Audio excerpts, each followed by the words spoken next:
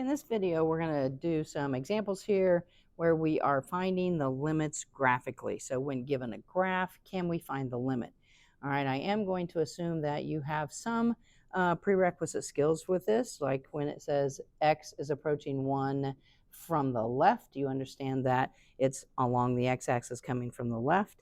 If we see it as x is approaching 4 from the right, you're going to be familiar with that notation saying we're approaching 4 from the right.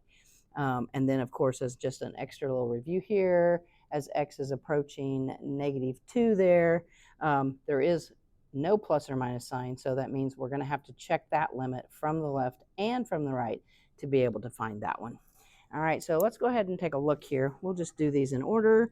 The limit as x is approaching 4 of the function. Okay, so I'm going to come, since it says x is approaching 4, I'm going to come down here to the x-axis. I'm going to find 4 on my x-axis.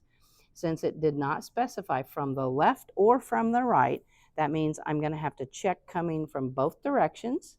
If the limits match, then that will be the limit. If I get two different values coming from the left and coming from the right, then the limit does not exist.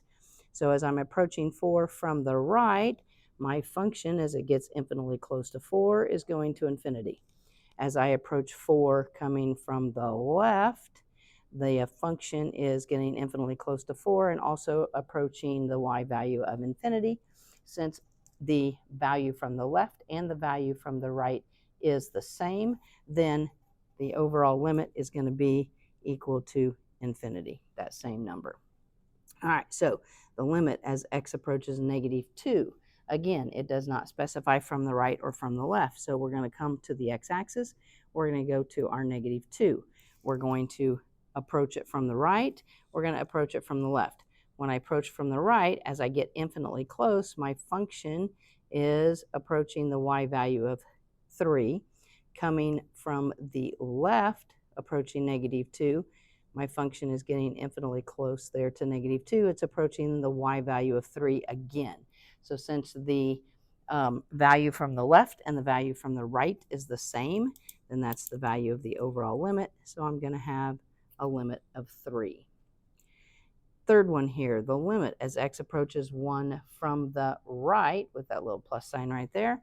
So I'm going to go to my x-axis. I'm going to go to 1. All right, I am only going to look at it as I'm coming from the right because of the notation in the limit problem. So as I approach 1 and I get infinitely close to it, the function value right here is approaching -1. So my answer there is going to be -1. The limit as x approaches infinity, so I'm going to go to the x-axis. As I approach infinity, that means I'm going out to the right infinitely. Okay, I'm going to look at the function. It's coming as it gets infinitely close here to the y value of 0. As x approaches infinity, the limit is approaching 0. So the overall answer there is going to be 0. The fifth one here, the limit as x approaches 1 from the left. All right, so here's 1. I'm only coming from the left, so as I come from the left and get infinitely close to 1, the function is going to approach the y value of 1. The fact that that is an open dot has no bearing on the limit. It does affect the function value at x equals 1, but the limit is not affected by that open or closed dot. So it is getting infinitely close to the y value of 1. So that's my answer to my limit there.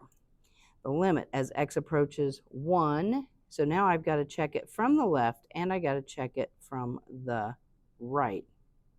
So here it is approaching 1. Okay, so when coming from the right, I'm getting -1. When coming from the left, I'm getting a +1. All right, as we saw in question 3 and question 4. So those were the two that you have to do on your own independently if you're just asked for the limit as x approaches 1. Since those values are not the same, coming from the right, it's -1. Coming from the left, it's 1. Then that means the overall limit at x equals 1 does not exist. All right, for question 7, the limit as x approaches 4 from the right. So I'm going to go to the x-axis. I'm going to go to 4.